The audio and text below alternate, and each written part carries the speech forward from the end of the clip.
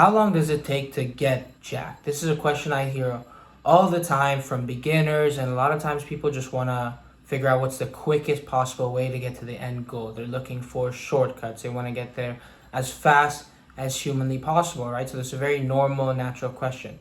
If they figure out, oh damn, it's going to take 3, 5, 6, 7 years, they might not even get started. But if they believe it's going to only take a few months or a year, they're more likely to get started, right? But the truth is, there's no like one answer I can give you. Oh, it'll take 6 months to get jacked. It'll take 2 years to get jacked, right? It depends on a lot of things. It depends on your genetics. It depends on your starting position. So let's say you've been in shape before. You have a solid foundation of muscle, but over the last 2 years, you've put on some fat. Now you're, let's say, 240 pounds, but you have some muscle. You could lose, let's say, 30, 40 pounds in 6 months and look completely different because you have that foundation of muscle. But let's say you're 240 pounds with zero muscle. Even if you lost 30 to 40 pounds, you'd still be overweight. You'd still be chubby. So it really depends on, number one, the foundation of muscle, if you have one or if you don't, if you have just recently gotten out of shape or if you've been out of shape your whole life. Depends on your genetics, depends on what your goals are, right? So there are a lot of factors that you have to consider when trying to determine how long it's really going to take. And the thing is, that time's going to pass anyway. So let's say you figure out, okay, damn, I'm 300 pounds. It's been 10 years since I've last been in shape. It's going to take a while. It's going to take maybe 2 years to get back in shape, right? And if you're just starting at 300 pounds and you tell yourself it's going to take 2 full years to get to where you want to be, maybe 180, 185, lean, fit, strong, that's going to be mentally challenging because a lot of people, they don't want to actually put in work to a goal for 2 years before achieving it. Most people won't wait 2 years to achieve anything, right? But if you take the mindset that time's going to pass anyway, right? And if you look at it from getting there in a sustainable way where once you get there, you can easily maintain it, then there's a much better chance of you actually going for it and actually taking action with this goal of whether that's losing fat or building muscle, right? Because once you get in shape, once you build some muscle, once you get lean, once you start to see your abs, you have a lot more freedom, right? You don't have to do things as intensely. You don't have to be as restrictive. You can start to add in some more desserts. You can add in some fun foods. You can reduce your cardio a bit. You can have a little more flexibility and freedom because you've already gotten there, right? It's a lot easier to maintain than it is to actually get there. But realistically, if you want to figure out how long it's going to take you to actually get to your goals, first off, let's start with fat loss, right? So fat loss, you'd aim for around, let's say, 4 to 10 pounds or 5 to 10 pounds of fat loss a month. So if you have 50 pounds of fat to lose, the absolute quickest you get there is, let's say, 5, 6 months, but it might take up to a year, right?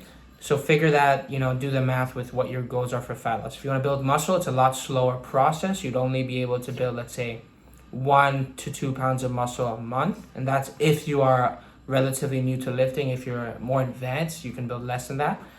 So, let's say you want to gain 10 pounds of muscle and you're a pretty new lifter, you can achieve that 6 months to a year, depending on, what rate you head at.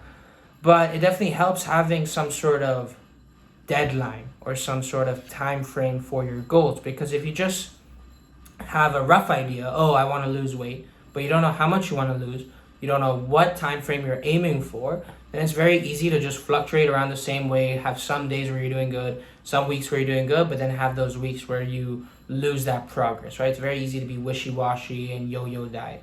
But if you have a clear goal, clear time frame, like, okay, I want to lose 50 pounds in the next 8 months, right? Then after 4 months have gone by, if you haven't lost 25 pounds, then you're going to be like, you're going to have that wake-up call, like, oh shit, I'm behind schedule. I need to pick things up. This is not okay. If I keep continuing this way, continuing on this path, I'm not going to achieve my goals. So it's important to track your progress, have a rough idea, so that if need be, you're aware that you're not on track earlier than as opposed to letting the whole 8 months go by, realizing you're not there yet, right?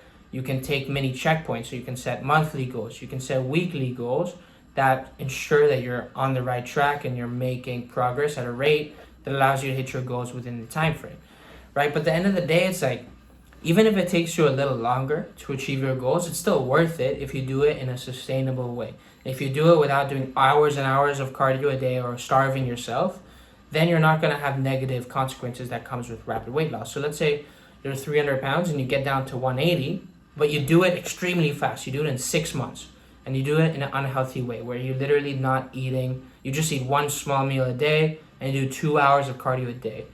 If you have insane willpower, you might be able to stick with that for a few weeks or a few months or long enough to see the progress.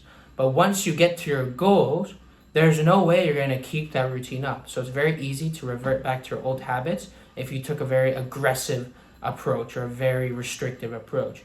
But if you get to your goals, if you achieve fat loss, if you achieve gaining muscle in a relatively enjoyable way, in a sustainable way, then once you're there, it's a lot easier to either maintain or to set a new goal. So let's say you cut down from 200 to 170, you do it in a sustainable way. Now you're shredded, you got your abs, you're very lean. You can decide, oh, do I want to stay around 170, 175?